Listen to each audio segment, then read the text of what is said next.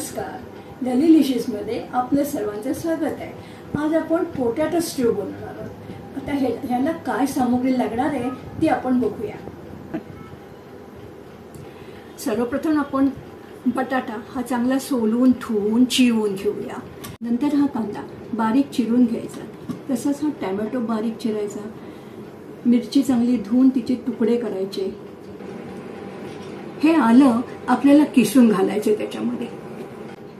चवीपुरतं मीठ, कढीपत्ता स्वच्छ धुवून तो घ्यायचा आणि हा ओला नारळ ह्याचं आपल्याला दूध काढायचे।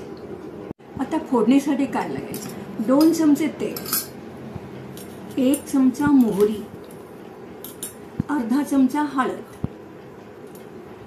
2 किंवा 1 मिरच्या आणि थोडासा कढीपत्ता। ही झाली फोडणीची तयारी। हे बटाटे चांगले साल काढून धुवून बारीक फोडी केल्या, ते आपण कुकरमध्ये टाकूया। मग कांदा बारीक लांब लांब कापलाय, शिजायला टाकूया।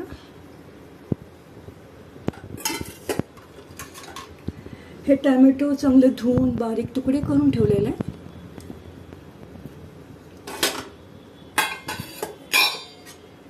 हे मिरचीचे तुकडे केलेले आहेत ते आपण ह्याच्यात टाकूया। कढीपत्ता चांगला धुवून ठेवलेला, जरा जास्ती कढीपत्ता घ्यायचा। आलं बारीक किसून ठेवलेलं आहे ते टाकायचं। नंतर सध्या आपण 1 चमचाभर मीठ घालूया, लागलं तर परत घालूया। साधारणपणे 1 कप पाणी भरून आपण शिजण्यासाठी ह्याच्यामध्ये घालूया। आता हे व्यवस्थित मिक्स करूया।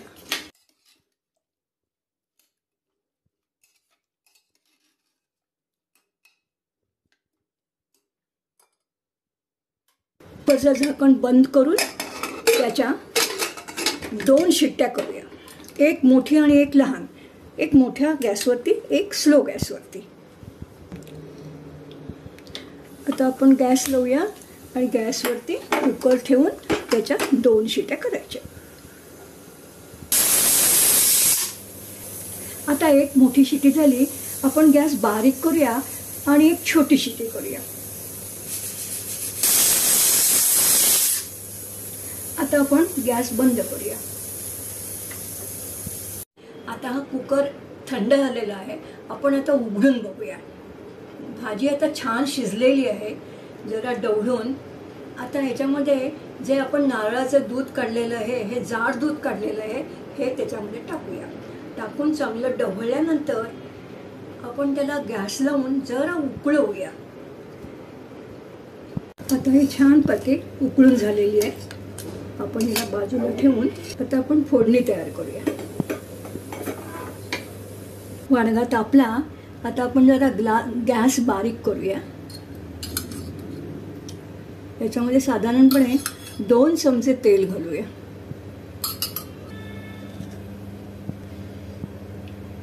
एक चमचा मोहरी टाकते, ती चांगली तडतडली की गॅस बारीक करते। मग मिरची टाकते, नंतर कढीपत्ता टाकते। वडग्याचं तापमान कमी झाल्यानंतर हळद घालायची, नाहीतर त्याचा रंग बदलून जातो।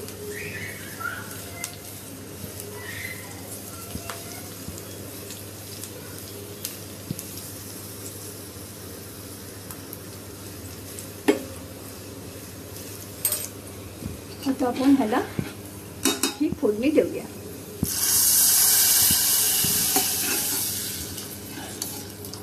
एकदम छान झालेली ही भाजी आपण आता बाउलमध्ये ओतूया।